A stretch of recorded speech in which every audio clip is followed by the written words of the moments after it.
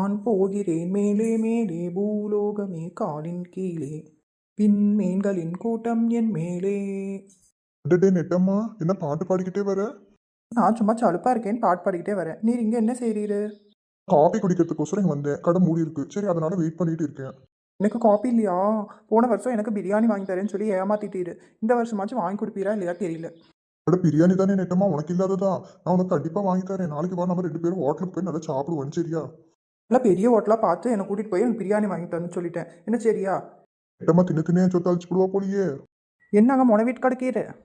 இல்ல இல்ல, அதெல்லாம் ஒண்ணும் இல்லை. நாளைக்கு நான் உன பெரிய ஹோட்டலா பார்த்து கூட்டிட்டு போய் சிக்கன் பிரியாணி, மட்டன் பிரியாணி எல்லாம் வாங்கி தரேன். என்ன சரியா? Jolly jolly jolly biryani biryani. நாளைக்கு காலையிலேருந்து திங்காமல் வேறு நல்லா காலியாக பொச்சிக்கணும். அப்போ தான் நிறைய சோறு திங்க முடியும். ஜாலி. சரி சூர்யா, எனக்கு நேரம் ஆகுது, நான் கிளம்பேன். நாளைக்கு நான் வந்துடுறேன். நம்ம 2 பேரும் போய் பிரியாணி தின்ட்டு வருவோம். நல்ல உஷாரான பிள்ளையா இருக்காளேப்பா. By by.